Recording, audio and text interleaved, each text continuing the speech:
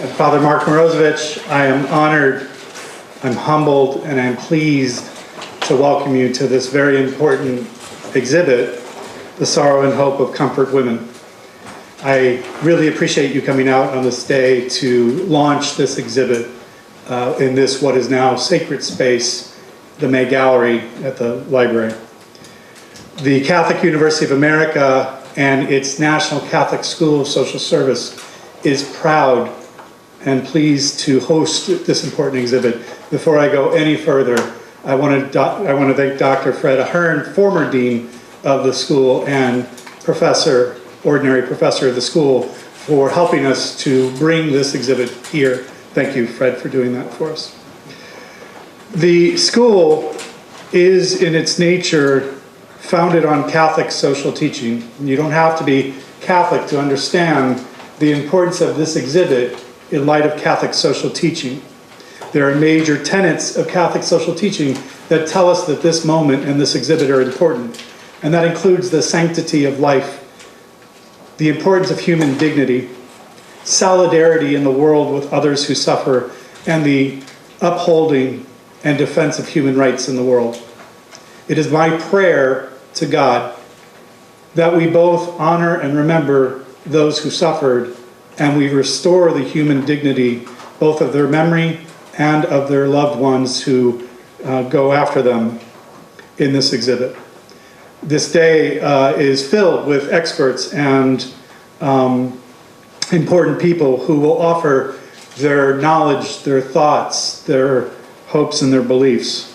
And I want to welcome them, Ms. Choi, the president of the Washington Coalition for Comfort Women Issues. I want to welcome Ms. Mindy Cutler, Dr. Lee, and Ms. Hulme to the room. I've not met all these new friends of mine, but I welcome them to the room, and I look forward to hearing their remarks, their thoughts on this important occasion. I want to thank the WCCW for bringing this exhibit to us and allowing Catholic University of America to host it here. I think it's a very important exhibit, as does the president and the provost. Welcome to our university, welcome to the May Gallery, and importantly, welcome to the National Catholic School of Social Service. Have a wonderful day. Good afternoon, everyone. On behalf of WCCW, I am pleased and honored to kick off the Comfort Women seminar and exhibition today. As Rainford said, at the sacred space of Mullen Library of Catholic University of America. I would like to extend our sincere and special gratitude to the university's President John Garvey and the faculty member hosting this event who made this exhibition possible. The Washington Coalition for Comfort Women Issue was founded over 2 decades ago to promote research, education, and public understanding around the cause of comfort women, the young women and girls from across Asia who were enforced into sexual slavery and subject to unspeakable sex crimes and human rights atrocities during the World War II by the Imperial Japanese military. We stand here to honor all comfort women, the hundreds of thousands who are now deceased, and few dozen survivors who remain, whose wounds and the painful memories are still alive today. However, as you know, the Comfort Women cause is not just about looking back upon history. We kick off our seminar and exhibition today, November 25th, on what is International Day for the Elimination of Violence Against Women, so that we may stand with the United Nations and activists around the world to galvanize action to end violence against the women and girls. It is our hope that through the effort of WCCW and like-minded activist organizations around the world, that such crimes against humanity will not be condoned, tolerated, or forgotten in the future. May we draw inspiration and strength from the late Congressman Lane Evans and the many others who have gone before us in the struggle for justice for the comfort woman and ending violence against women and girls everywhere. God bless. Thank you. So let's begin with Dr. Bonnie O. Many of you know her. She was in Washington for many years because she was a distinguished professor at Georgetown University, a professor of politics. She's a graduate of Seoul National University. And I can speak to that because I was just in Seoul National University a few days ago having a lunch at the faculty club, and I know how distinguished that university is. She's also a graduate of Barnard College, Georgetown University, and the University of Chicago. More importantly to this subject, she is the co-author of a book called Legacy of the Comfort Women of World War II. So her topic this afternoon is Legacies of Military Comfort Women of World War II. So let's welcome Dr. Bonnie O. Coming here, gave me a sort of an emotional time for me because it's like coming home. I'm truly grateful that I'm here at this location. This is the stomping ground of my late husband, Dr. John O., former academic vice president and endowed chair of politics at this university. He spent the longest period and last 16 years of his 40-year academic life in the United States here at Catholic University of America.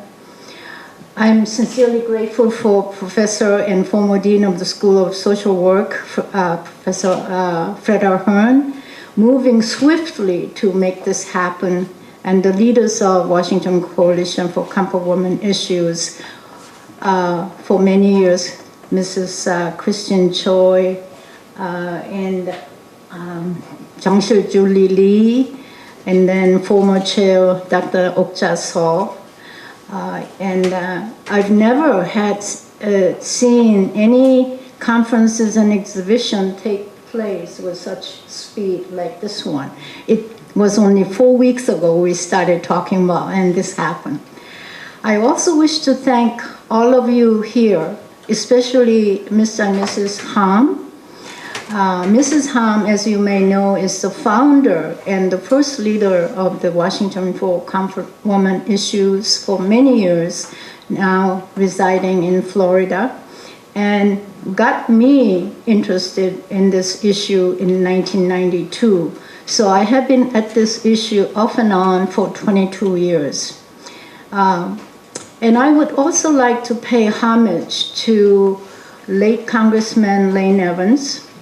Before the House Resolution 121 was possible by especially the third generation Japanese Congressman Mike Honda, Democrat of California, it was late Congressman Lane Evans, Democrat of Illinois, who introduced as many as 5 resolutions to the Congress before he retired in 2006 after 24 years in the Congress. So he passed away about 20 days ago, and I would like us all to be thankful to him and think about him as this conference is going on. And as you may also know, this topic has recently become a hot political issue and a possible impediment for amicable relations among 3 East Asian countries of China, Korea, and Japan. I'll be careful to choose my words, but some among you may still find what I say may be disturbing. If that happens, and if you want further explanation, I'll be happy to talk to you afterwards. But please understand that every country has ugly historical chapters people would rather forget, but for which reconciliation is needed. My aim today is simple, as Mrs. Choi said, not to forget the experience of the women who have fallen victim to forced prostitution and sexual violence in the past and present time of war and peace. I also want to restore honor and dignity of comfort women before they expire, their time runs out on this planet, and to make sure their legacies are remembered and voices are heard so that we will have fewer instances of sexual violence against women from this time forward. Timing could not have been better than now to revisit the issue of comfort women of World War II in Asia, sex slaves for former imperial Japanese military. There is a massive quote-unquote restore honor campaign going on in Japan. Although it's not the scope of this conference, but allow me to state simply that there are signs that it is gaining momentum among Japanese public, and there are bomb threats against a former journalist, threats against their family, and threats against the liberal daily, against academics, intellectuals, and people in general who are in the middle of the road.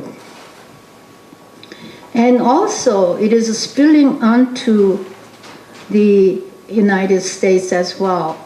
It's creating inter-ethnic conflict among Asians on the US West Coast. So this is something that we cannot just ignore and acquiesce. We must revisit, but revisit with the correct idea of looking at the history squarely with the truth in mind.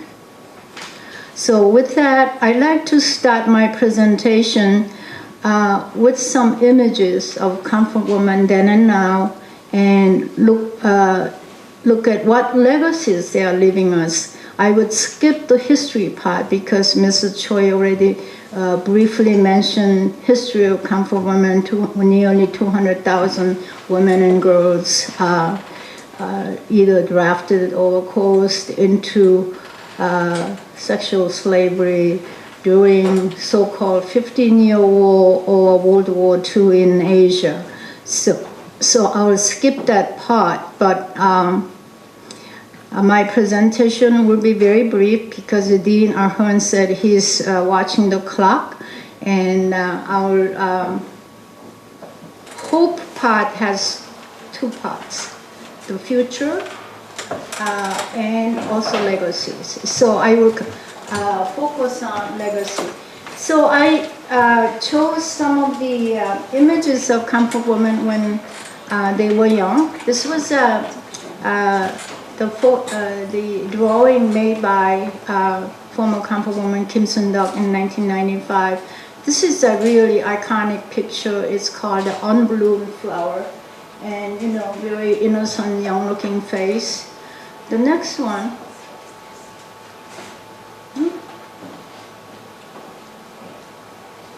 It helps to turn it on.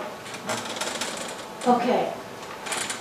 This is on the cover of Professor Yoshimi Yoshiaki, Japanese historian's book called The Comfort Woman.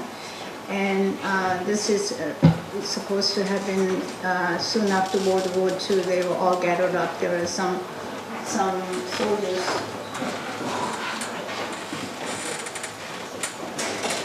These are the Allied soldiers watching over comfort women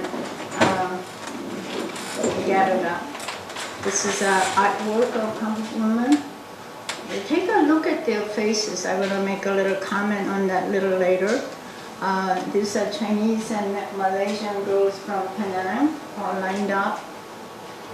This next one, if you notice, all are wearing Korean costume and hair is put up. That suggests they are no longer virgins. This is Jan Ruff Ahern when she was young. She was a Dutch comfort woman who now lives in Australia.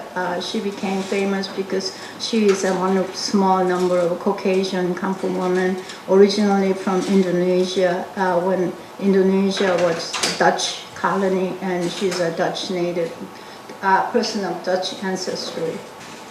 The next one is simply called Madame X at age 7, a beautiful young lady, comfort woman of Chinese ancestry from Malaysian area.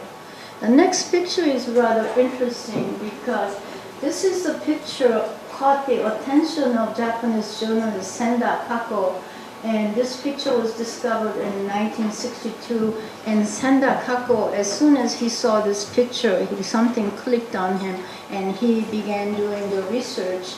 And by 9 years later, he published a book, Military Comfort Woman and the Emperor, in 1971. This began actually underground way discussion on comfort woman. So this is a very iconic picture. I can't tell who this was, but a lot of comfort woman conferences use this as posters and stuff. This is comfort woman Kim Young-sil. The next one is Maria Rosa Hansen, comfort woman of the Philippines. She wrote a book called Comfort Woman, A Filipino Story, and it's published in English. And this is I got this from the page of National Museum of Comfort Women, and the hands of old women all dressed in white. As you know, Koreans like white clothing. The next picture, this is a former comfort woman named Pabong-gi. She actually lived and died in Okinawa, and she is the first person to come out. But as early as 1977, she was shipped to Okinawa in 44, and 1945 came and war ended. She was taken prisoner in Okinawa, and because of that, she missed the return trip on a ship to Korea, and she remained and lived in Okinawa, and she was threatened to be deported as an unwanted alien, and that's when she came forward in 1977, 14 years before the first comfort woman came out. Next person is Kim Hak-sun, first to speak, break silence in Korea in August of 1991. And she is also atypical comfort woman in that she was born in Manchuria, not in the poverty-stricken, the ignorant family, but born of a family of independent activists in southern Manchuria. And obviously they were constantly hounded by the Japanese police in southern Manchuria. As some of you may know, Manchukuo, Manchuria was a puppet state of Japan, Manchukuo, from 1931. So as the family moved around with the father, who was an independent activist, and father got killed and family got put asunder, and she somehow drifted to Beijing, and there she was doing all kinds of work, including restaurants and hotel, and it was at one of the hotels she was caught and put into a comfort station in northern China. And from then on, for the rest of World War II, she lived as a comfort woman, and she is very intelligent, outspoken, and she's the first one to speak up and speak out, that is, to make the world known that she was a former comfort woman. Okay, so as you've seen, many of these women are mostly from destitute families and mostly in southern Korea, farming families. Many was initially enticed to seek well-paying jobs, and later from the 1930s and the early 40s, so when Japan accelerated the war in Asia, they were actually really drafted, kidnapped, and abducted. So for the Japanese government say that there was no element of coercion is to minimize and also taking just one mode of recruitment and saying that, you see, they came forward to get a job and we did not take them forcefully. That's a little bit of an exaggeration. So from these people, what kind of legacies can we talk about?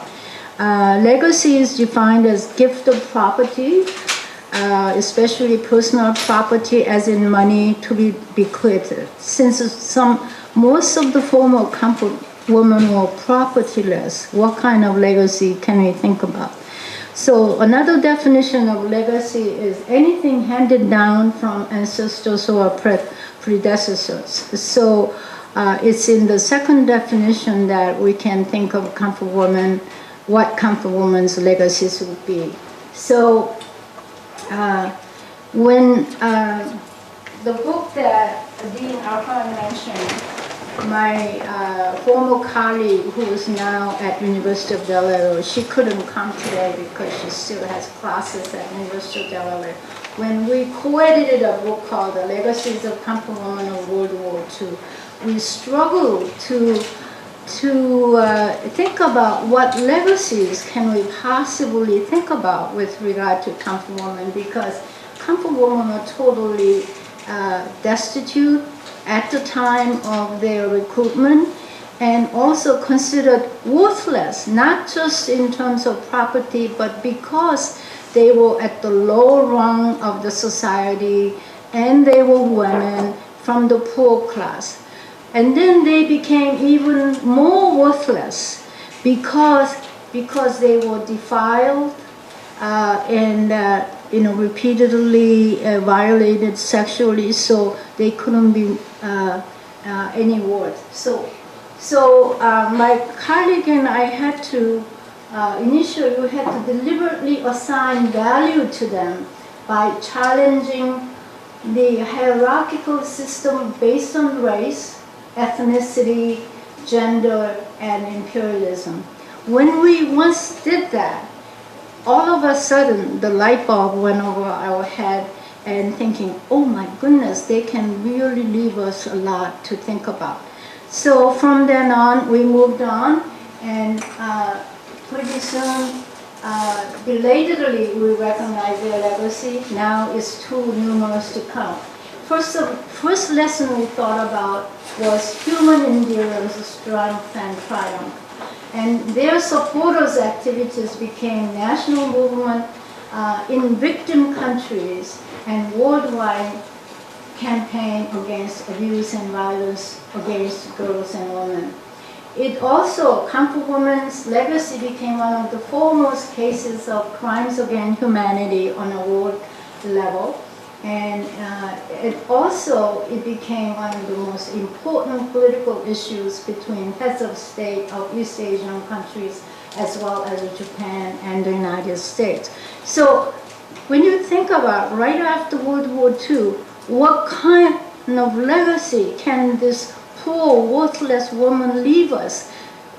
You might have said, no. What can they leave us? But then, since then, their testimony of their endurance, tenacity, and human spirit gave us not only life lessons, their supporters' activities became a global movement, not only in the victim countries, but other places as well. Okay.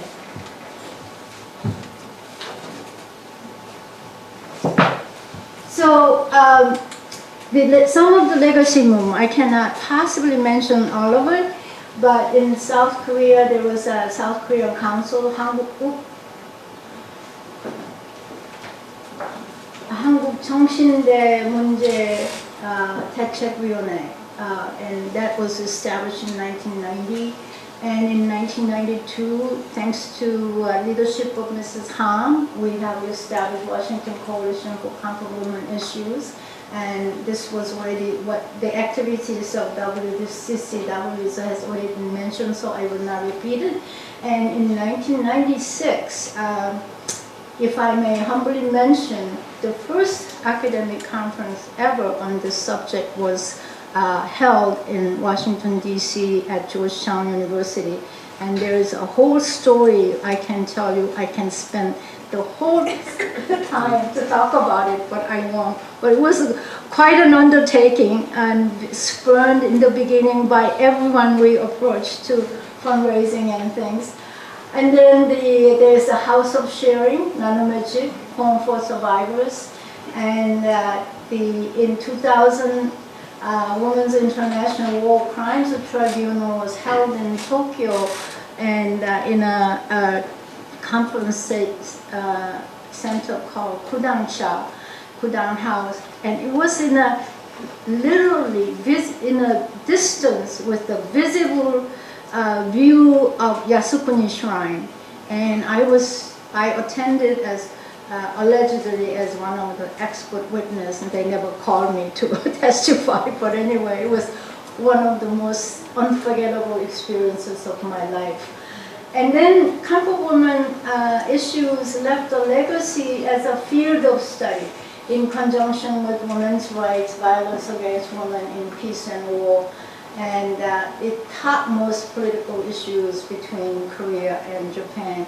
I understand for the first time since current South Korean President Park Geun-hye became president, first time they met, not in between heads of state, but in the last meeting of G20 or G7 or whatever, just in a very surreptitious way. So what are the impact of support movements? The support movements actually brought up Japanese apologies, but Japanese apologies during this decade, so-called lost decade economically. So in the middle of 1920s, there were apologies by three prime ministers, Miyazaki Kiichi, Hosokawa Morihiro, and Murayama Tomiichi. If you notice, except for Miyazaki Kiichi, these two are non-LDP prime ministers. LDP means Liberal Democratic Party that held power in Japan for over 50 years, unbroken so-called success in power holding. But Murayama Tomiichi was the first socialist prime minister in almost 50 years. And then one of the big apologies that's becoming current issue in Japan right now is an apology by Chief Cabinet Secretary Kono Yohei. It was made in 1993, August 4th, and they are saying it's not Japanese government apologies because it was not approved by the Japanese cabinet, so it's not official. And they are saying they are threatening to retract it on all that. There's no end to the saga of Kono Yohei apology. And then what did the Comfort Women legacy bring in terms of support movement? International, there were amazing movements occurring. Amnesty International, of course, I can't go into detail, they did too many things. United Nations, Human Rights Commission's 1996 report by Radhika Kumarasamy, of Sri Lankan lawyer. This became an issue recently because Japanese ambassador to the UN for human rights issues approached Ms. Kumarasamy directly and asked her to retract part of this report. But at any rate, this is just an amazing breakthrough for comfort women movement. And in 1998, Gary McDougall's UN Special Rapporteur called comfort women issues as crimes against humanity. Probably the first time it designated that as this famous phraseology right now. And then in 2014, UN Committee on Elimination of Racial Discrimination called for Japan to meet demands. And in the US, of course, most well known is 2007 House Resolution 121. And for the most part in the US, Democratic administration have been most supportive. Hillary Clinton, when she was Secretary of State, calling comfort women 2 nice words we should start calling it sexual slavery in 2012. And it made quite a wave in the diplomatic circles. And even Caroline Kennedy, U.S. ambassador to Japan, mentioned at her first meeting when she was submitting her credentials to the Japanese government, she raised the issue of comfort women and stunned the Japanese because they really like having JFK daughter as the ambassador. And of course, even we have a picture here in 2014. Pope Francis met with 7 former comfort women and raised the comfort woman status to that level. 5 minutes, okay. Okay, there's some of the pictures. This is I got this picture. Maybe Dr. So will remember this one. This is Congressman Lane Evans. This is Dr. Okja So. This is yours truly in a congressional office when we had and this was reported by Korean Daily, and it was I think it was 중앙일보, right? Yeah, I think. So really, Democratic Congressman, and another congressman that I like for us to remember is Congressman Mike Honda, 3rd generation Japanese American, Democrat of California. Think about this, in this current atmosphere, being a descendant of Japanese parents and come out this forcefully for comfort women issues requires no common courage. He had a very tough year this year, but in this tough democratic year, he won re-election, and we should congratulate him. There is a lot of adversarial legacy. I won't go into that, but then there is a kind of glimmers of hope, and I call it byproduct of right-wing movement in Japan. That movement, I like to call it restore honor, Japan's honor and pride movement. But there are signs, glimmers of hope, in the sense that Japanese intellectuals and professionals rise to support, prosecute the journalists and the paper, and also old veterans, 92-year-old Matsumoto Masayoshi refused government's assertion. And this is a really amazing, very conservative organization called War Bereaved Families Association requests removal of Class A war criminals from Yasukuni Shrine because having them there prevents from emperors to visit Yasukuni and other families to visit. So they would rather not have them there. So that's a most recent movement, and I welcome that kind of thing. And also, there were according to Korea Daily, 중앙일보, 290 Japan Diet Assembly members pledged to cooperate with Korean counterparts to restore honor to comfort women. So these are some of the legacies that we can think of for comfort women. This is a poem I wrote and was published in an online literary magazine called The Front Porch Review. They call me a comfort woman, no comfort but much pain, not a woman but a girl. In pain, many wanted me out of it, no one did. Many hundred moons later, they honor me with fine clothes, festive foods, glitters, and shiny plaques. I welcome, on return, would have been a true honor. Neither a girl nor a woman, but an old woman now. Instead of comfort, only pain in mind and body lingers. What will they call me when I'm gone? I wrote this after I returned home, after attending 2012 December conference of Comfort Woman at George Mason University. And so, did I meet my time? This is it. Thank you so much. I'd like to introduce Ms. Mindy Cutler. She's the founder and director of the Asia Policy Point. It's a nonprofit research center here in Washington, D.C.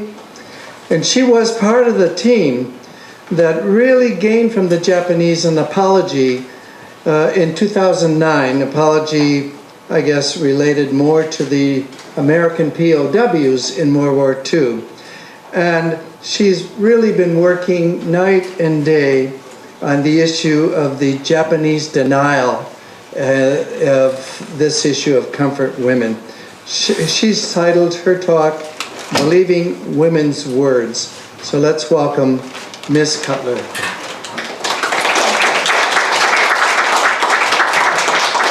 I have been working on U.S.-Japan affairs since 1991, and starting in 2000, I am trained as a historian. I started becoming more interested in the history issues and how they intersect with security, and how the history issues in East Asia seem to continually interfere with U.S. security aims. So that's how I got here today, and working on comfort women issues, working on issues regarding prisoners of war and forced labor. And all these issues are very similar in the sense that they interrupt the Japanese narrative of their wartime and pre-war history. And it's a narrative that the Abe administration wants to shape and, I would say, reclaim. The Abe administration is the culmination of years and years of a lot of hard work by members of what scholars would call the conservative nationalists, of which there are a number of branches. Some believe they should be close to the United States, some believe they shouldn't be close to the United States, but all believed that they got a raw deal by the end of the war, that Japan was liberating Asia, that life and society was better in the pre-war years in the 1930s. There was more social cohesion, people knew their place, society seemed to work. Women did what they were supposed to do, and men went off to run the country, run the industry, and run the military. Life was a better time. As you can see, I'm already repeating myself. So there is a narrative that they've come to believe that's important because they want to reclaim this narrative to rebuild Japan. Everything about Prime Minister Abe and his supporters, and I would say more his supporters, who knows what Mr. Abe really believes. He is not, he's more a vehicle than the intellectual inspiration. Yes, he's the head of nearly every single major right-wing, neoconservative, conservative nationalist organization in Japan. If not the head, he is the founder of a number of organizations which are focused on re-examining history, re-examining society, telling and criticizing how family is put together, what the role of women in the family should be, what the role of women in society should be. He's a head of an organization that believes that the parenting style of modern Japanese is wrong. It is loose, it is indirect, it is hands-off, and that is wrong. And because of this loose and lax parenting style, that is the source of autism, that is the source of learning disabilities. As a mother of a child with learning disabilities, I find that profoundly offensive. There is nothing. They have learning disabilities or they don't have learning disabilities. He is the head and founder of an organization that believes a certain narrative, not only of Japanese history, but that women need to stay home and to be bearing children and to be upholding society. There's a number of contradictions in Abe's policies, but these policies are supported increasingly by extremely wealthy and extremely powerful people in Japan, major corporations, major universities, major newspapers. Every important political elite buys into his ideology. So you have something that has come together in the Abe administration, which is a bit of a pushback for the last 20 years, particularly as, excuse me, something is making my nose itch. I am allergic to something. Japan has been changing since the 90s. It has been more introspective. It has been not as successful. It appears to it's become a very comfortable society. Oh, thank you. A very comfortable society, but a society that doesn't seem to be moving forward and being as innovative as it used to be. So you have a society that's looking for excuses. And the excuses have been put together and looked at and dissected by these conservative nationalists, like any conservative political, social organizations in any country. What is different between now and the 90s is what used to be a fringe. People who were considered a little bit on the outside, a little bit odd, some even such a fringe that they would have to go around in black trucks and yell out their slogans. This fringe is still a minority, but it's the minority that's in power. And that's the big difference. And so this is all a segue into a bit of what I want to try to introduce you to, is why is comfort women an issue now? Yes, it is because of the hard work of many of the women in this room. Yes, because it's become, this hard work has poured into the political theater, the political arena. But there has to be something else going on. And over the last 6 months of my work on Japanese nationalism, neo-nationalism, Japanese conservatism, looking at the Abe administration, I've been looking at Japan. Well, when I was 11 years old, I grew up on a farm. I looked out the window of my room, and I said, what's the furthest place from here? And an 11-year-old's mind was China. So I determined right then and there I was going to study China. I didn't know what a Japan was at that time. So in high school and in college and in graduate school, I studied China and Japan. So I've been studying China and Japan for a very long time. And it is really, and consequently this, as my daughter would tell me, sort of 40 years, it has really leaped out at me, this shift rightward. And I'm still not sure if the word is rightward, but and I'm increasingly trying to think it's a reclamation and a reconfirmation of what Japanese society should be. And I've been very struck over the last 6 months at the intensity since, maybe it's more than 6 months, since the beginning of this year, when they've decided to go full force against the Kono statement, when they started bringing up, they, meaning the Japanese government and the Abe supporters, bringing up Nanking.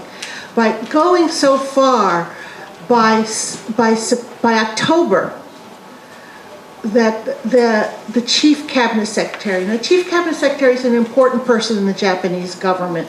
He is a spokesman, but he's sort of, in some ways, the number two, came out and said definitively on the record, the Dutch women were not coerced. There are no records to show that the Dutch women were coerced. Now, there's a number of issues here.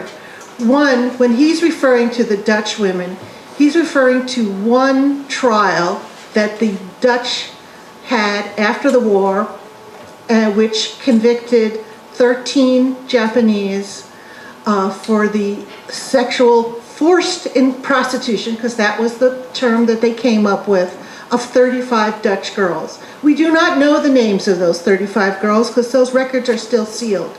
The trial records were released in '92, and they have been translated and they're on the internet, but the names have been redacted. That's how great that shame was, just to back up.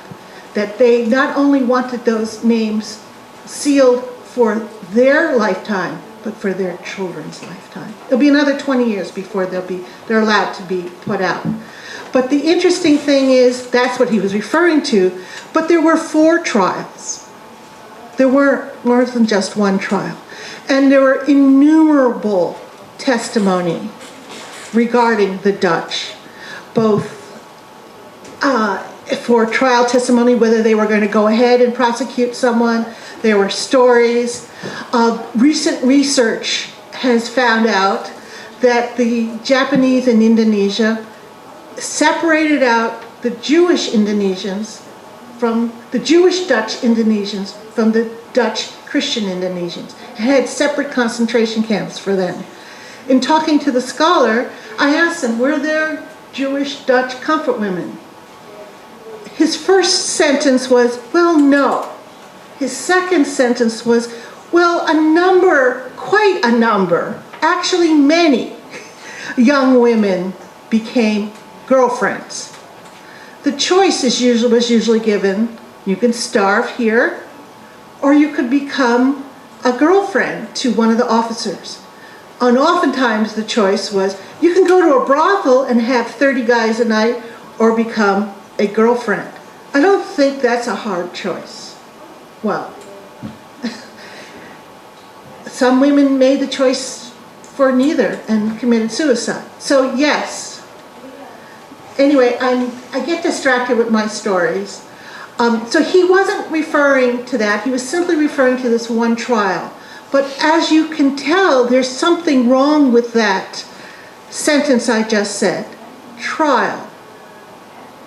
What does a trial have? It has documents. It has testimony. It has evidence. It is written down. So by Chief Cabinet Secretary Suga saying there's no evidence, no documents of coercion for the Dutch women, he's discounting the trials. If he discounts a war crimes tribunal in Indonesia that happened in Indonesia in 1946, 47, 48, and the final one in 49, then he's discounting all trial documents. And what's the next set of trial documents that he would discount? It's the Tokyo War Crimes Tribunal, which is the end objective.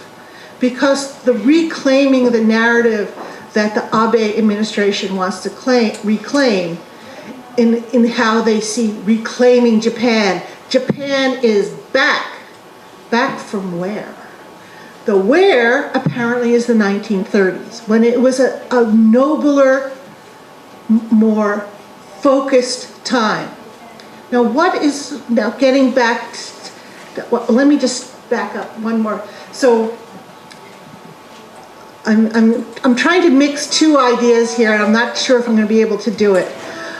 What made me start thinking about this is I've been doing some self-flagellating myself. I've been starting to track the blogs and the websites and the Twitter feeds of the Japanese right wing, what they call Channel 2, and reading what they've been saying, what their strategies are, what they've been saying about the Asahi, what they've been saying about the Comfort Women, and within the last 2 weeks, what they've been saying about me. As some of you know, I had an article in the New York Times 2 weeks ago. But I had been tracking these sites beforehand, and what I have seen since September, an uptick not in Japanese, but an uptick in English. The new strategy is to have more white faces and to have any Japanese who can write in any form English and be putting the same repetitive information up on the internet, putting up their own translations, putting up their own documents, repeating. There's a man by the name of Michael Yun, Y-O-N. He's an American, he's white, Western, seems to be exiled to Japan. He's a failed Army Ranger, and he has a blog and a Facebook page, which seems to me he's been hired by certain Japanese conservative nationalists, and he's cutting and pasting what they tell him to say. But he's just one of a number that have been starting to pop up. And it's something that I wish people in the audience would start to counter. It's easy to counter because their evidence is so weak. Like one of the documents that Michael Yun likes to repeat is there was a US government study that spent $30 million. They found no reference to Comfort Women. Well, they weren't looking for a reference to Comfort Women. They were simply trying to document the efforts of US government agencies in collecting Nazi and Imperial Japanese war crimes records. What was every US government agency doing? What were its resources? What documents did it have? What consolidation? It wasn't looking for anything specific. It was simply looking for the process and examining the process. 5 minutes, oh no. Okay, then I'll get back to what I wanted to talk about. So what is this? So that you have this reclamation of history. What is it about the Comfort Women that's so unsettling? Well, what is war traditionally about? It's about men fighting men, men being noble, men conquering something, men subjugating something, men showing bravery and heroism and vision. What is the Comfort Women about? It's about women's voices saying, wait, I see war very differently. It was not noble. It was not a liberation. It was an invasion in every possible sense of the word, even to the literal sense. It is my words against your words. It is a different vision of the Pacific War. It's not about battles. It is about society and culture and how the war affected families and villages and cities and individuals, which, as we know today, is how you study war. And it's a very different way. It reconstructs, it deconstructs the narrative that the Abe administration wants to put forward. It's unsettling, it's disturbing. And it's also disturbing because part of the Abe administration's antiquated view of how the world works is an antiquated view of women. And so women cannot be trusted. They all are either Madonnas or whores. Their words are always questionable. They're always going to be lying. They're always going to be a little shifty and manipulative. So the Comfort Women story is a more nuanced view of warfare and security. And in the past, rape was never really looked at as a war crime. That's a relatively new idea. The first trial ever was the Dutch in 46, 48, 49. But then they didn't call it rape. It was forced prostitution. And then not all the girls were considered forced. Some were, as I explained to you, were girlfriends. There was a choice, putatively a choice. There was no choice. And so, and a lot, if you listen to Abe's words, if you listen to the right wing's words, you're talking about a stunted masculinity, that we need to have a strong, robust army and navy. We must shed ourselves of the mind control, oppressive American constitution and laws. And if you push it the next step, we don't need to be guarded by and protected by. We'd be women. Protected means you are a woman, and you're feminizing us, the United States. So there's something more. What I wanted just to get you to start thinking, there's something more going on than history or rewriting history. It's reclaiming some notion, and an antiquated notion of nationhood and statehood that may not be really, the word is not acceptable, it's more maybe functional, workable in the 21st century. Thank you. And finally, but not our last and best speaker, maybe, I don't know, but I think many of you know Dr. Julie Lee. I got to know her very well over the past month because she was the person that was pushing me on this almost every day. I don't know how many emails and texts and things of this sort. You probably know that she is a professor at George Washington University, curator at the Corcoran Museum. She's the woman that put this all up. She single-handedly, with the consultation of others, she always consulted me, but I didn't know much about what to do. But she actually put this exhibit together. And I think we're really pleased to have Dr. Lee here, and she's going to be talking about the healing of trauma of sexual slavery through art. Dr. Lee.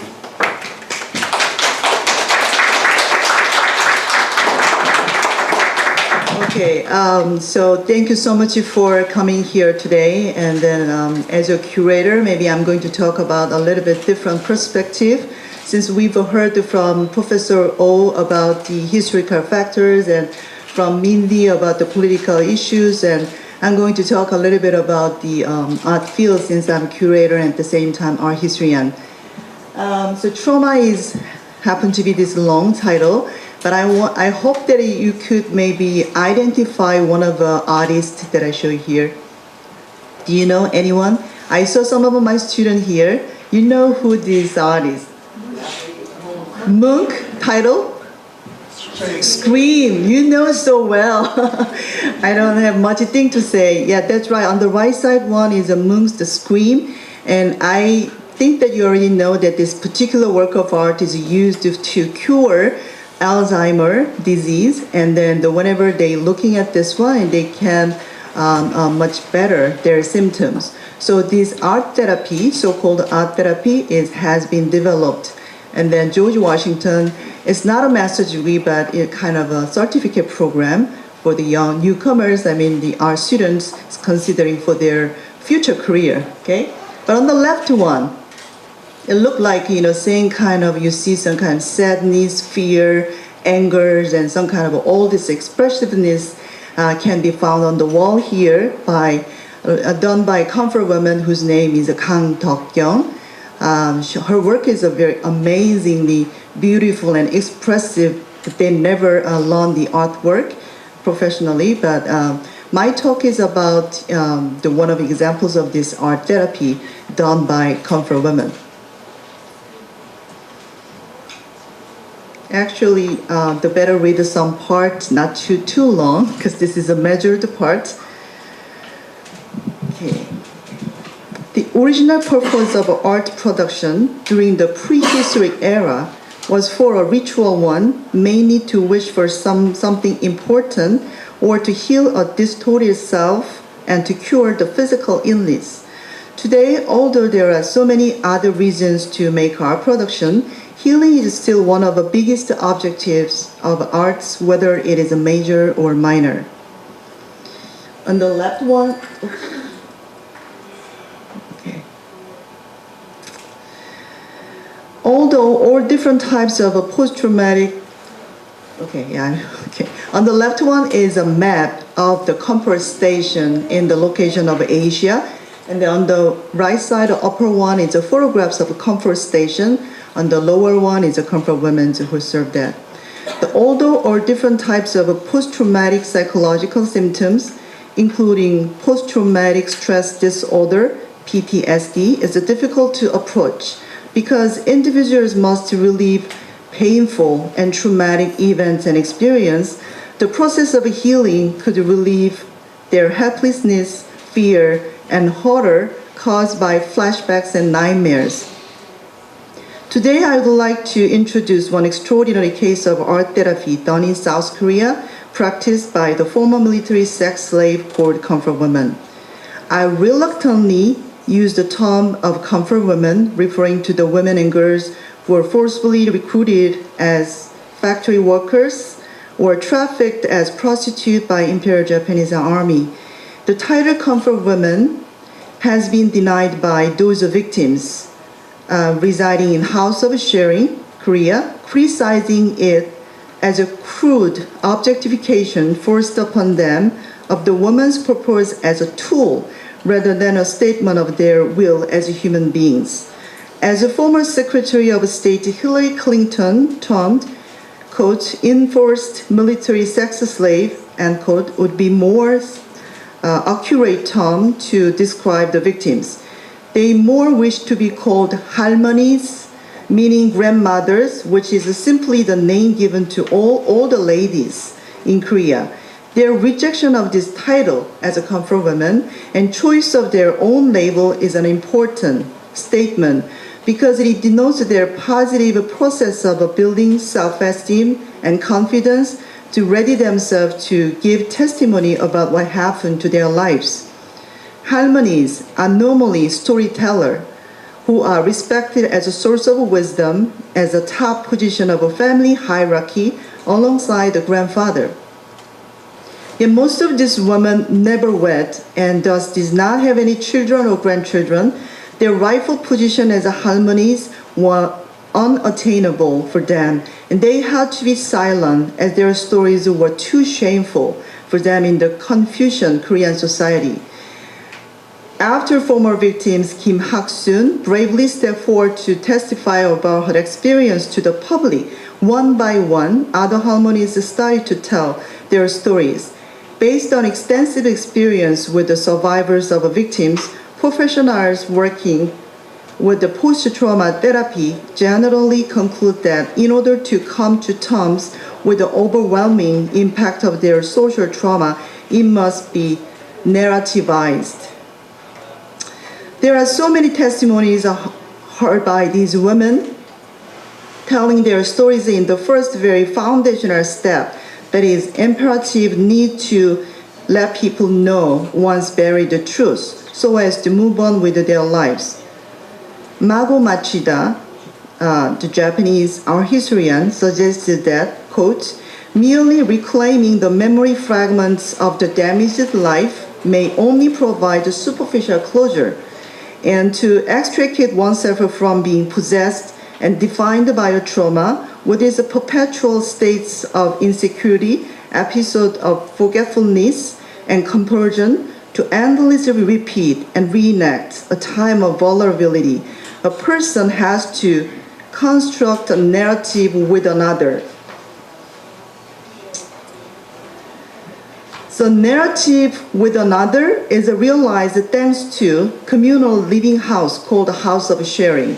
The House of Sharing has enabled the women to have an organizational base where they have given testimony to many experts in the hope of getting an official apology and reparation from the Japanese government.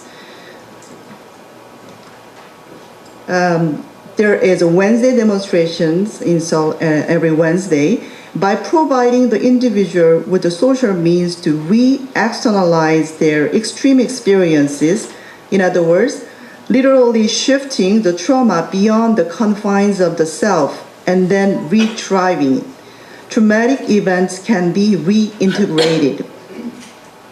The victim have received some education for the first time in their lives. Many arrived not being able to write their own names. So they have learned Hangul, the Korean alphabet, but writing might not be right option for self-expression because it is so painful. They found other means, visual art. When they came back home after the war was over, these women have struggled to cope with the disease, debilitating injuries, sterility, and psychological trauma. For example, Kang Deok-kyung Halmoni, who was the first resident in the house of sharing, had endometriosis, a fallopian tube disorder, as well as bladder infections. For art therapy, 7 women had participated in painting or in other art activities. The therapy was directed by artist Lee Kyung-shin and Dr. Kim Sun-hyun, professor of clinical art therapy of Cha Hospital, Seoul, Korea. Dr. Kim has treated 7 halmonis to help them to confront their past and make the narrative of unforgettable pain.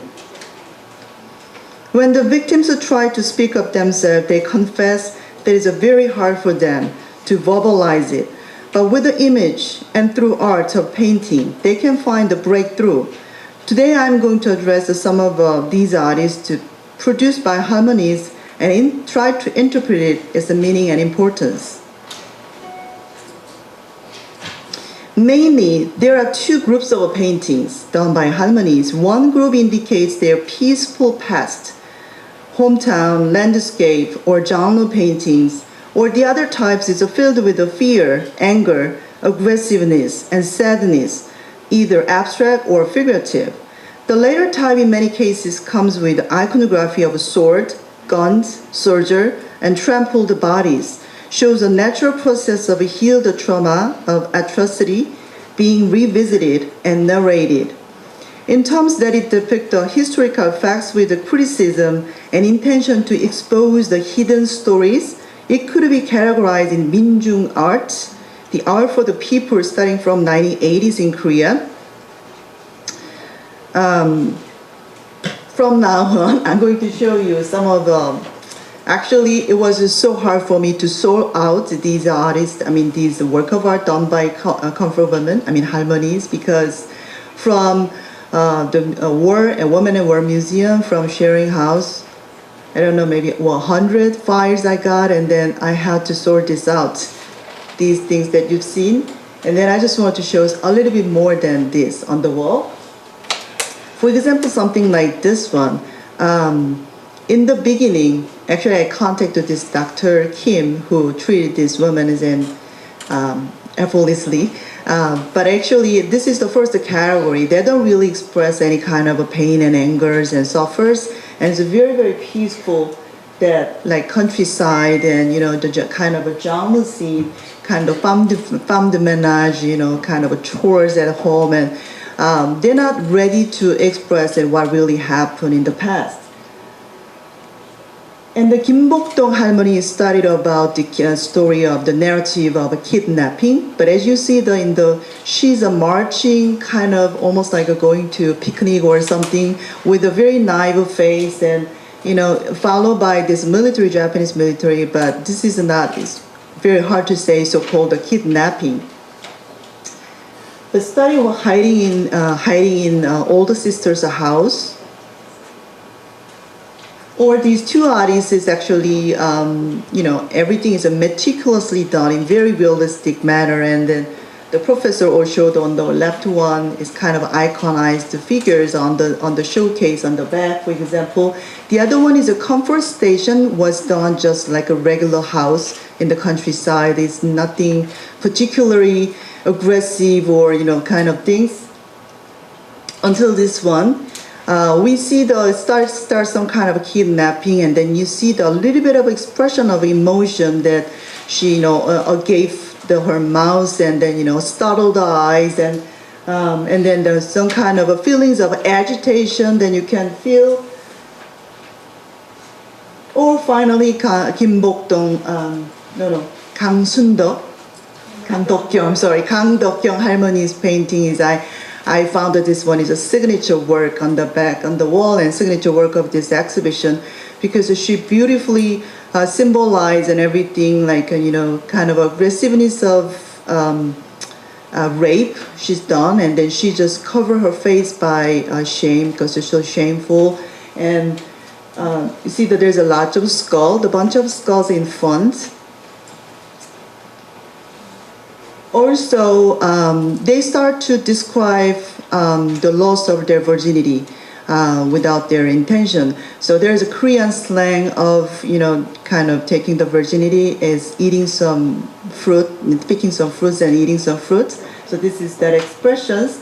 And then finally, specifically Kangdokgyong is almost the first one who succeeded in kind of digging out her kind of inner pain and then tried to express using various ways. And she used a lot of red colors, as you see on the left and right, and then also either a little bit of figurative left one and pretty much abstract one that you've seen in the first slides.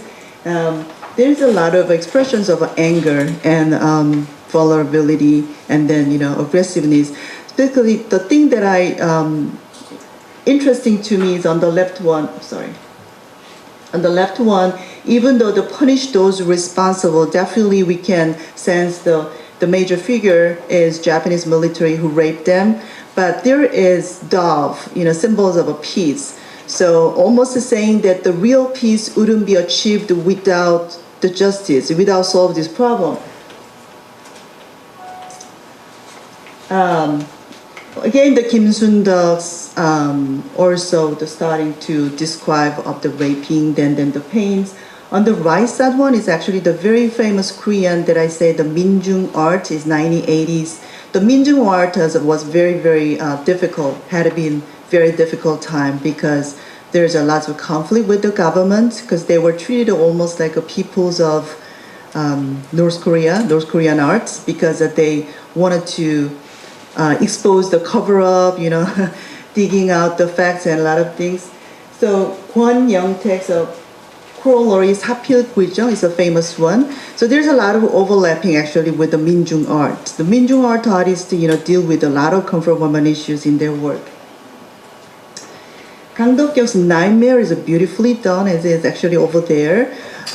Even though physically they could get out of that reality. The comfort station, but their subconscious, their memories and their whole life is still stuck on there, kind of endless, never waking up, abyss, nightmares. It's beautifully done. Kangdokgyong's apologize before us, I think, is the most salient, the most strongest statement toward the Japanese government, the Japanese military, who actually drafted them and then treat them that way. And interesting thing is her posture. If you notice that the previous one, they never, in various ways, that they very hard to portray their face, eyes and nose and stuff. And in many cases, they portraying as a fiddle, fiddle shapes and cowering in the fiddle shapes, and they're not really confident of themselves, whether they are wrong or not. Even though this is not their fault, they were so shameful. And this one, her postures and everything is very confident, and she's screaming out. And specifically, she's wearing the Korean traditional clothes. This clothes is a symbols of decolonizations. A lot of contemporary artists are using this Korean traditional clothes as symbols of Korean nationalism, decolonizations.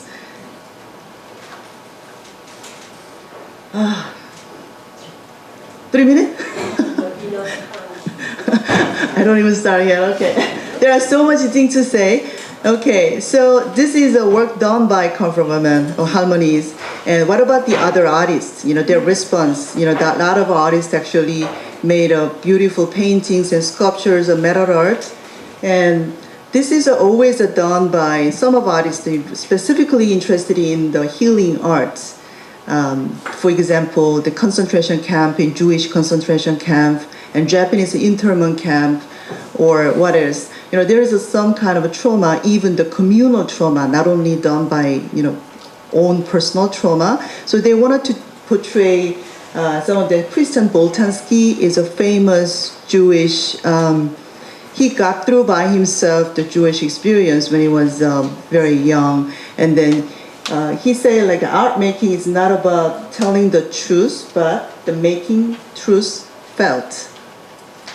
And this is his work, and it's nothing to do with the comfort woman, but I just wanted to show you examples of that he tried to express what he felt during the concentration camp, the Jewish concentration camp, during the Nazi period. And then also from here, some of artists that I wanted to show very, very quickly, 3 minutes, okay?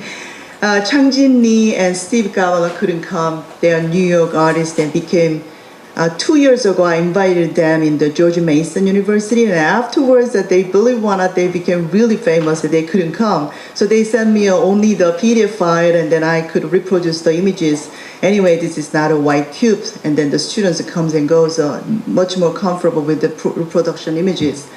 The woman on the, this one is on the left one is a Chinese comfort woman. You can see anything here. Chinese comfort woman, its background is a gold. Actually, the golden background is used for the Christian art, like a Byzantine, something sacred. So this is another way of the pays a homage to this woman and they make a sublime their life.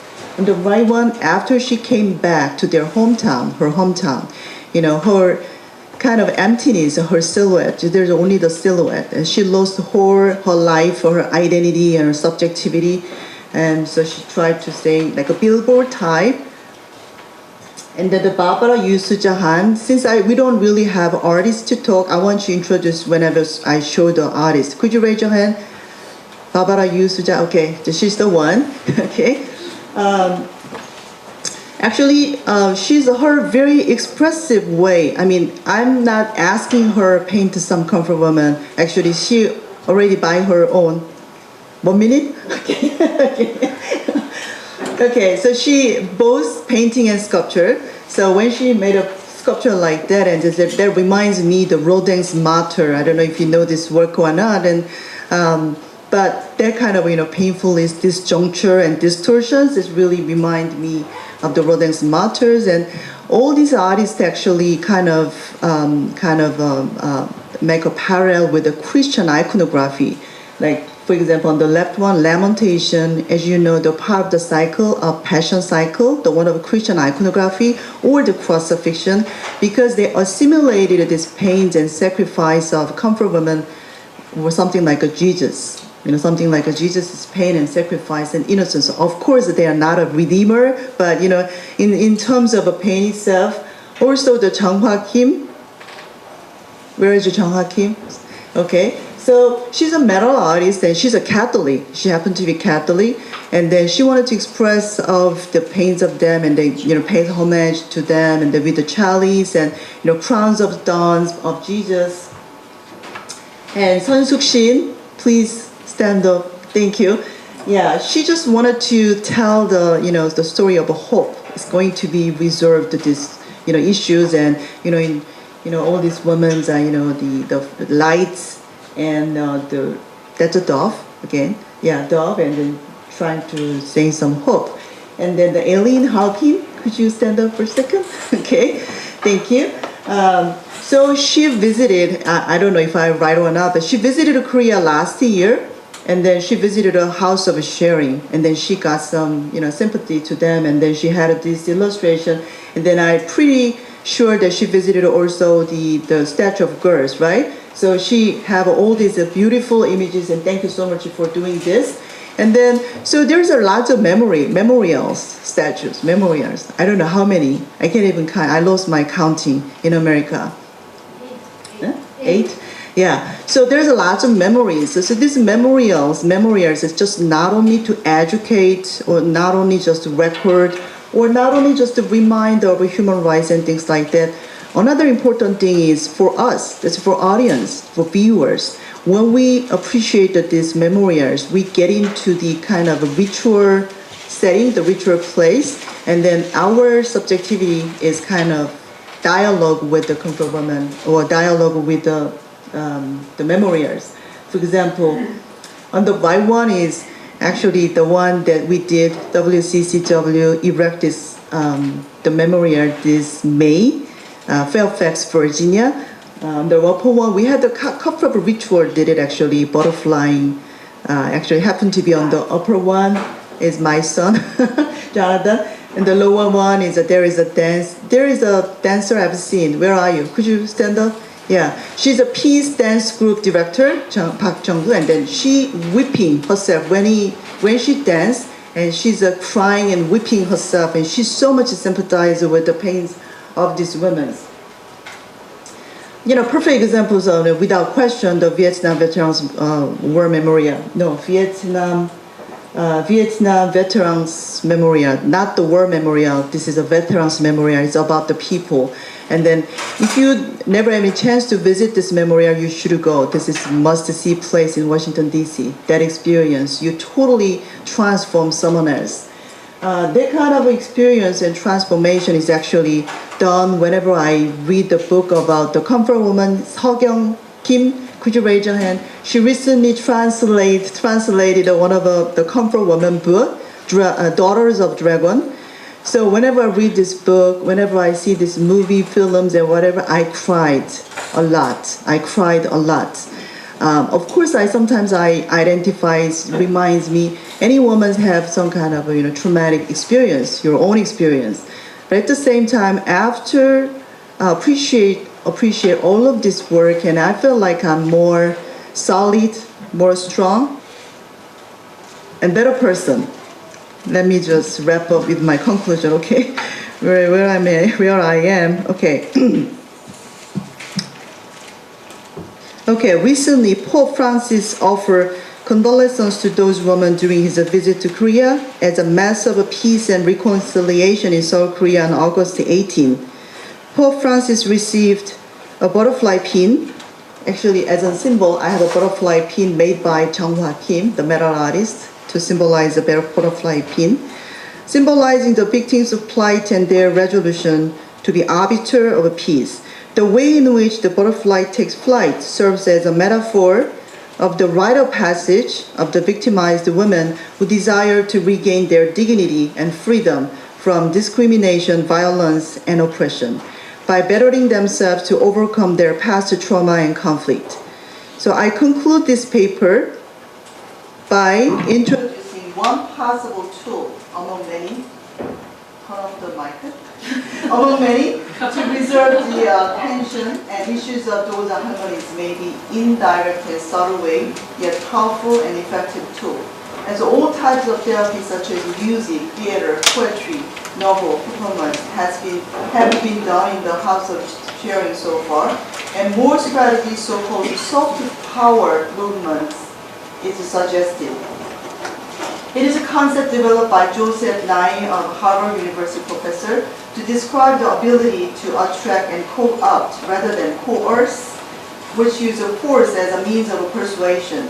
For example, education, culture, art, social networking could be as arbiters of soft power movements. It is proven by the fact that after the tour of art exhibitions of harmony were from 1997 to 1998 in 28 Japanese cities, there was big sympathy of Japanese people, and the selected appreciation letters from the Japanese people were compiled and published as a book, Confess to Balsam, 봉순아에게 바친 고백, in which we can see the conscience of Japan and their repentance. Thank you.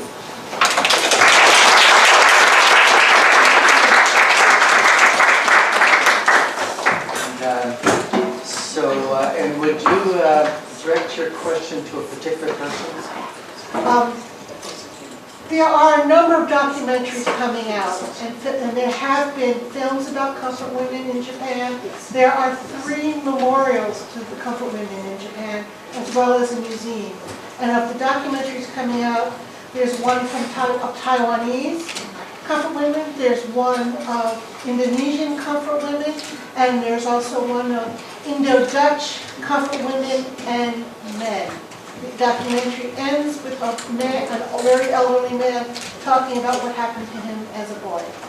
Okay, we have a question, and would you introduce yourself, please? You have the mic, please. Yeah. My last name Chen, C-H-A-N, first name Wing, and middle name C-H-I.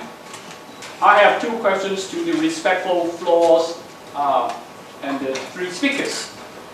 Number one, I sincerely propose to clarify the terminology and the concept. These actually are respectful female victims of abduction, kidnapping, and gang rape. Nothing comfort, please.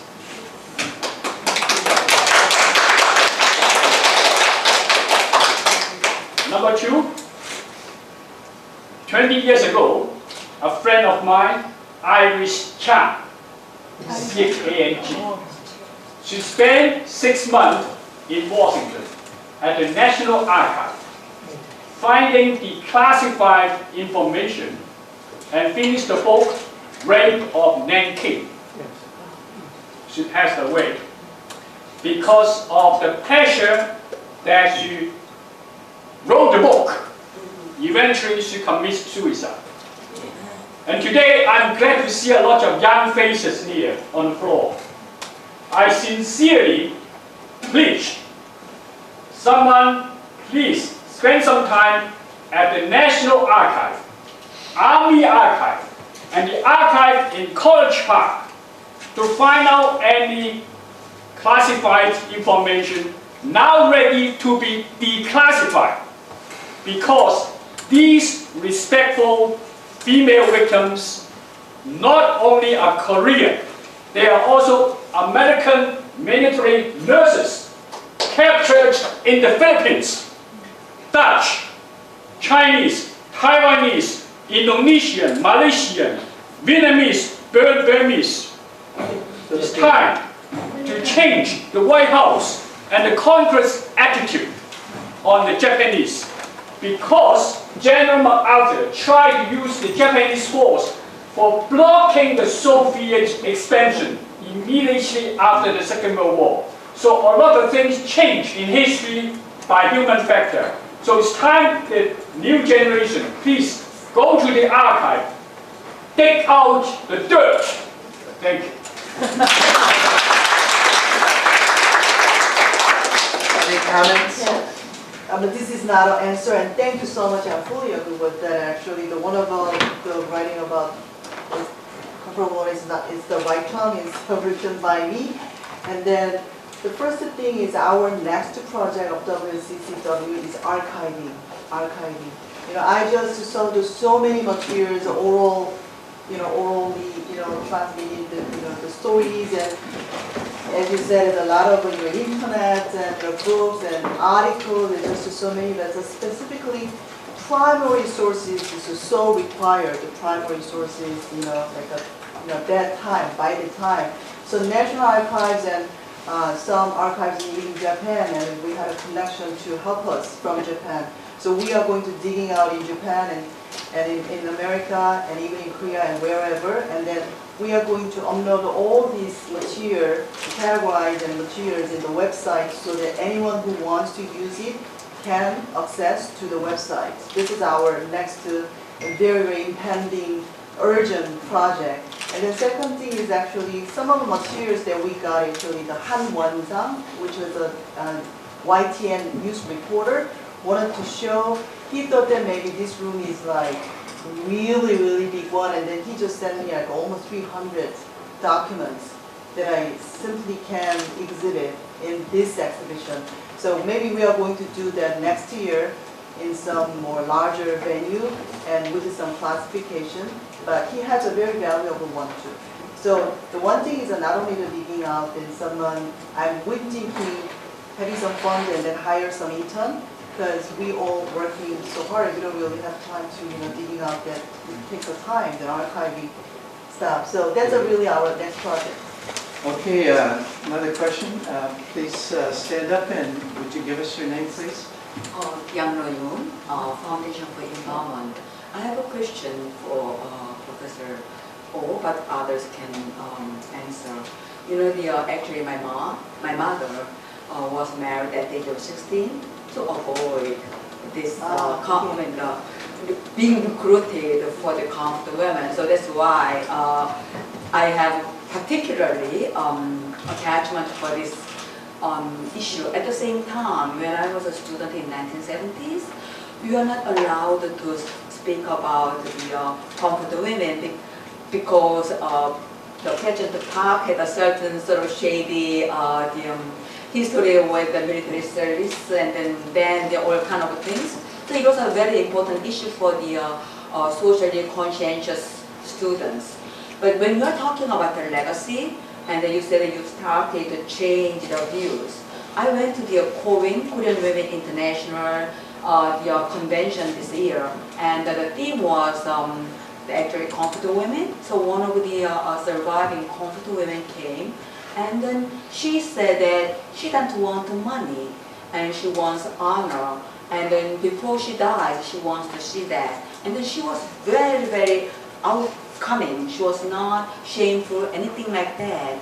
And I remember when I saw one program, like one video in Korean DC chapter. Again, one of the comfort women said that I want honor. I don't want money from the private fund. We need money from the government because we don't want for money. We want honor. So I've seen this kind of the coming out and the very dignified, and they are not the shameful people. So I mean that you have changed the legacy in terms of definition and the presentation. So if you have more experience with that kind of thing, that would be wonderful to share with us. So in some sense, it's like the Jewish tradition. They suffered, but they really came out. So we all think about that kind of thing as a humanity, and then we don't want to repeat that, and then we really build on that for something more positive. Thank you. There is no accident about the timing of comfort women coming up, okay? And then also, think about Baebonggi is coming out in 1977, did not make any waves. And 14 years later, when Kim Il-sung came out in 1991, it really opened the floodgate. The reason is this: by late 1980s, world situation changed. In 1989, the Berlin Wall broke down. In 1991, Soviet Union dissolved. In 1989, Emperor Hirohito died. Okay, all those things, world events coming together, and then also 1987, military totalitarian government fell. First Minjung democracy appeared in Korea. First popular election of president occurred in 1987. So we cannot ignore the world events converging in Korea, in Japan, death of emperor, and Soviet dissolution of Soviet Union, Germany, Berlin Wall breaking down. So all the reasons why these comfort woman issues are covered up disappeared. Okay? As you said, the U.S. coddled Japan and did not talk about comfort woman issues for two reasons. First reason is because Japan was in the forefront of fight against communism. In containing communism, Japan was very, very important, and it did not ruffle Japan's feathers. Okay? Secondly, U.S. was not without guilt with military robberies, especially in and around Okinawa U.S. bases. Okay, so they kept silent.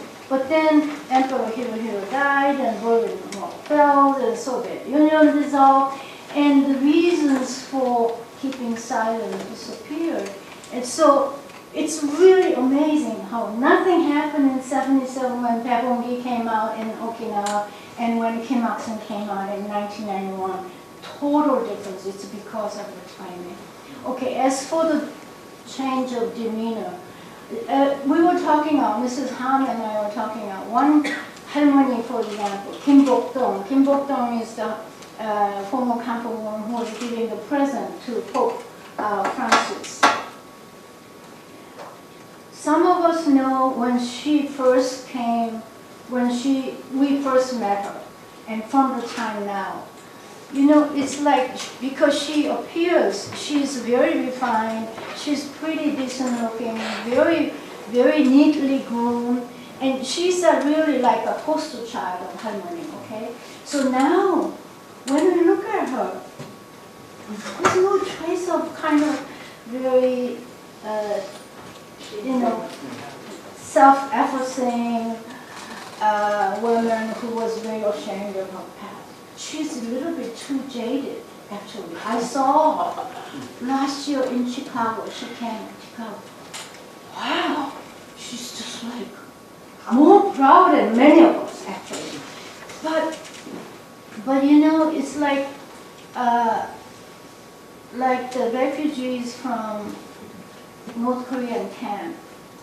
When they were paraded in front of large audience over time and time again, they learn how to present themselves. They are actually coached. I went to Illinois Holocaust Museum for a presentation by a refugee from Camp 14, and he came with the author with whom he wrote his story. And this guy doesn't look like a refugee. So, you know, you change over 20 years' time, and you appear in public, and you refine yourself, you learn how to make presentations and things like that. But when you read their testimonies, at the time they first came out, there is nothing so proud. They are painfully aware of their situation, what they have gone through, you know. Actually, not just this gentleman mentioned, Iris Chang really died of emotional trauma because she was writing sequel to massacre, Nanjing massacre. And when I do research on comfort women, some days I don't feel like eating, especially when I read comfort women testimonies. I feel like, you know, only the accident of birth spared me from becoming one of the comfort women. I'm close enough to their age. I could have easily become comfort woman. When I read about Professor Yoon Jong-ok's story, she is of the same age with comfort woman, and she was shuffled around to relatives' houses so that she would be hidden. And a lot of women, as your mom, married off early because Japanese were hunting virgins. This virgin hunting, that was the name they used when they were around looking for unmarried women. So you can say they are, you know, like full of pride right now. It's what they see them now, but not before. I think we're going to get a few more questions. So let me take a couple of questions, and then I'm going to come back. So let me have this lady here, and then there was someone over here. So yes, please. Or is it a gentleman? Your name and the... My name is Chris Simpson, and I'm a professor at American University, and I've been supporting WCCW for some years. One of the current problems is that you have an extreme right faction that's in control of the Japanese government, and that the pushback that Mindy was talking about has lots of money and state authority behind it.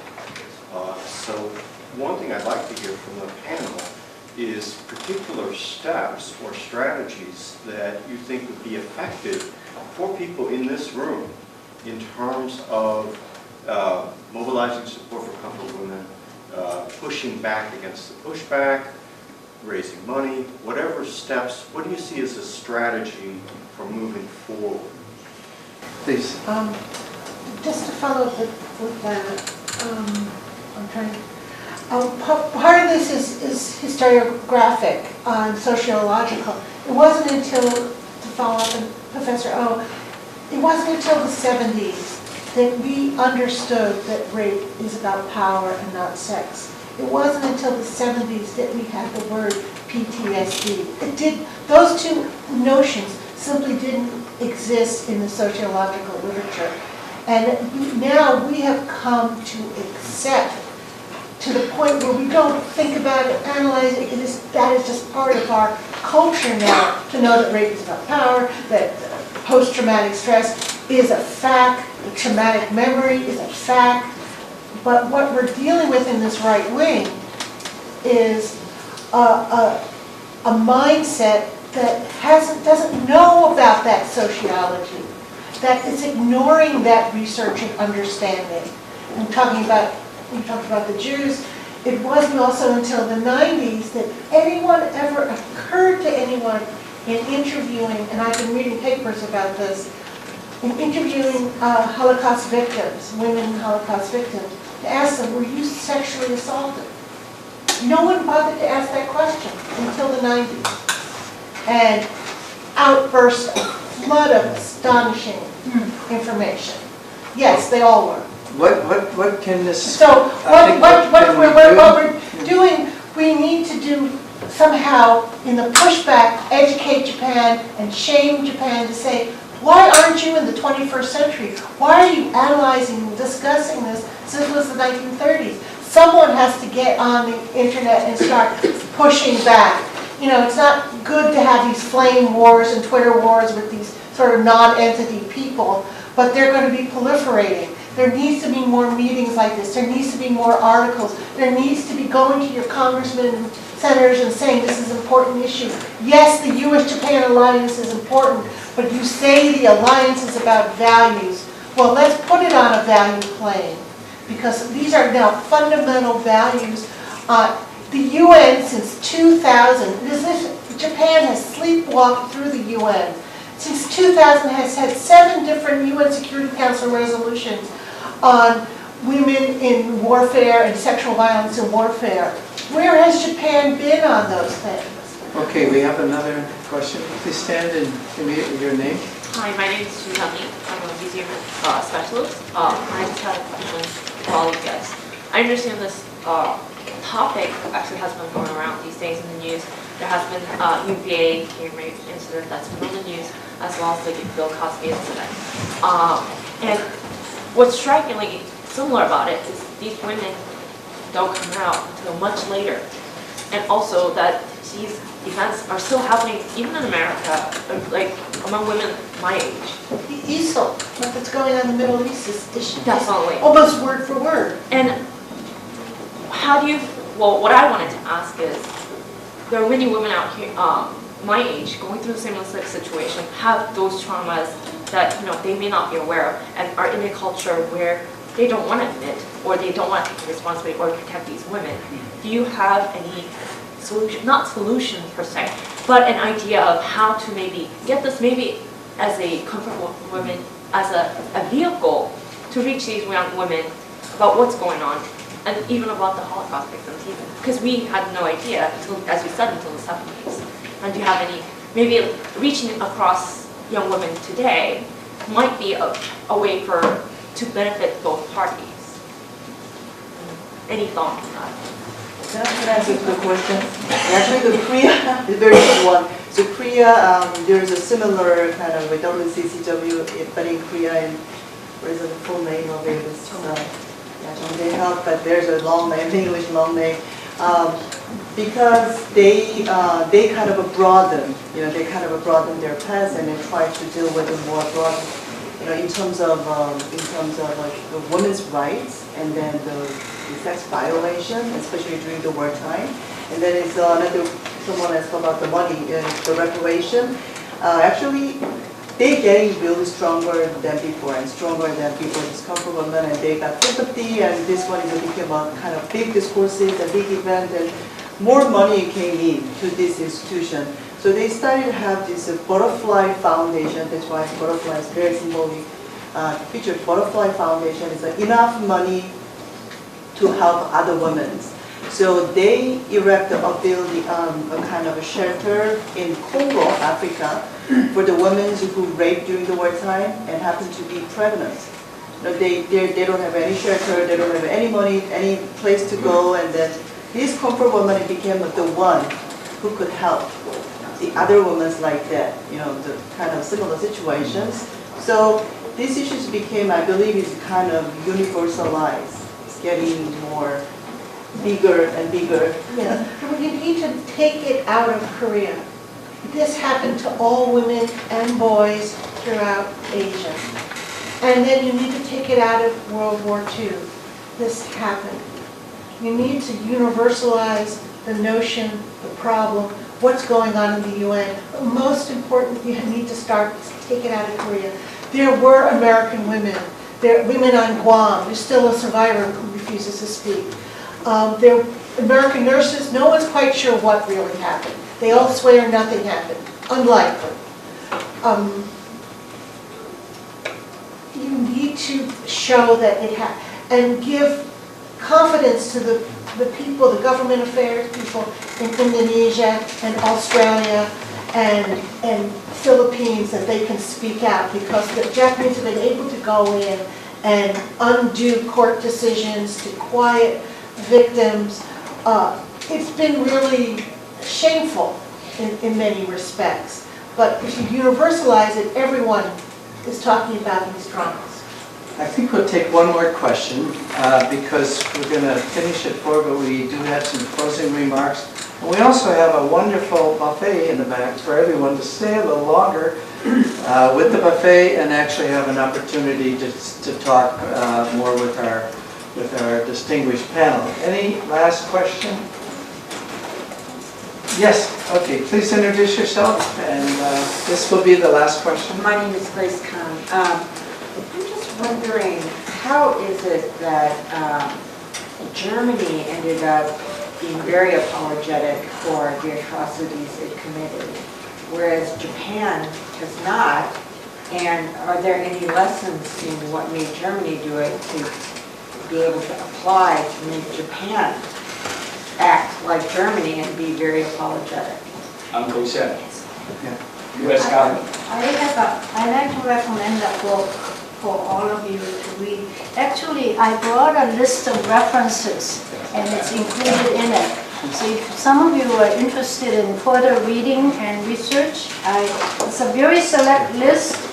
Included in it is Ian Bruma. Ian Bruma is Dutch-born journalist, internationally well-known, currently endowed chair of professor of journalism at Bard College. He published a book in 1994 and 1995 called Wages of Guilt. And it deals with the way Germany and Japan dealt with World War II war crimes. Okay. In one of the earlier pages, he quotes Ruth Benedict, who was a well-known American woman anthropologist who actually advised American military and government during World War II how to understand Japan. And in one of her famous book called Chrysanthemum and Sword, she talks about difference between Christian guilt culture versus Confucian shame culture. You know, guilt culture can kind of admit your guilt and redeem yourself, okay? In shame culture, on the other hand, if you can hide your shameful deed and not let the public know, you're supposed to be honest. But anyway, there are a lot of, this is too much of a generalization, and there are a lot of exceptionalism and all that. But that can kind of make you a little bit understand what's going on, what the difference between Japan and Germany, how they dealt with World War II war crimes. and the rest. Yeah, and some of the best work is being done right here in Washington at the American Institute for Contemporary German Studies. They've had a number of conferences and booklets. You might want to go online and find them. And that is the most recent work of examining this issue. Part of it is the historical. It wasn't until the 90s that you have a middle class and democracies in Asia, where you have Philippines, Taiwan, Indonesia, Korea as democracies, where you have then a middle class that's educated and literate. So that started in Europe from the beginning. So you have different developmental phases. Okay, at this point I'm going to invite Mrs. Hahn to say the concluding remarks here. I may remind you that she is the founding president and chair of the board of the WCCW. Mrs. Hahn. Hello friends. I wish if we could resolve part of these problems involved in this issue, reached today, though it may last all night. But I wish if we could do that. I want to thank the speakers and speakers from the floor for wonderful remarks. Dr. Lee, Dr. O, and me for your good presentation. Let's begin.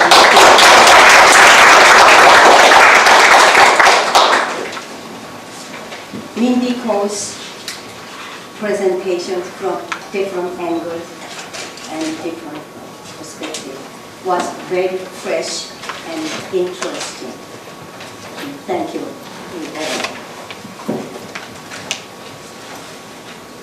After this speaker's presentation, I am motivated to be reminded of those 15 comfort women victims.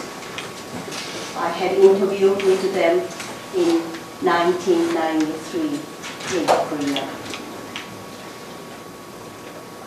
It's a pity that I cannot share those stories of each individual stories and their background. But today, at this exhibit, I want to first of all thank you to Dr. Lee for organizing and setting up this beautiful history events. This exhibit reminds me of Kim Bok-dong, whom Dr. Oh presented the background and everything.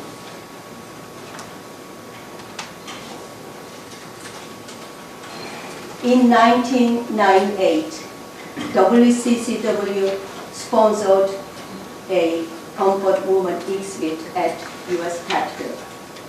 And Kim Bok-dong Halmoni traveled from Korea to give testimony before the Congress.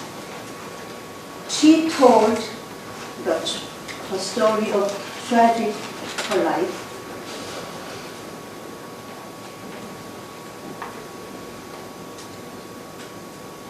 At the press conference at Capitol Hill. Congressman Lane Evans, who had just passed away, spoke and introduced an initial resolution into the congressional record about comfort women at the press conference. And Delegate Robert Underwood from Guam spoke about a victim in Guam. And Kim Bok-dong Halmoni spoke about her stories, and which was served as big impact to us or to attend there. Dr. O was there also, and I'm sure she remembers the very motivating event. Later that evening, at home, where Kim Bok-dong Halmoni was our guest, she did not take dinner. And she just went home straight. Next morning at the breakfast table, she apologized and said, I cannot eat any food after I give public testimony. It's very difficult for me to handle. It hurts my heart. She added, our dream is to achieve justice for those comfort woman victims in our lifetime. These exhibits depict the agony and sorrow of these young girls and women, many who perished in battlefield, all who suffered unspeakable acts. These victims like Kim Bok-dong, who courageously spoke out to reveal their ordeal, and the ordeal of 200,000 victims of sexual slavery from all over Asia, namely Korea, China, Taiwan, Philippines, Indonesia, Malaysia, Burma, and Netherlands. There are only a few surviving victims, including Kim Bok-dong. Let us not forget this woman. As Christine Choi, Dr. Oh, and all stated, today's theme to me sounded to be, let's not forget the sex slavery victims. Our message is, let us help them achieve their dream of justice in their lifetime. There are many still alive, very few alive. Let's be all together. Thank you very much.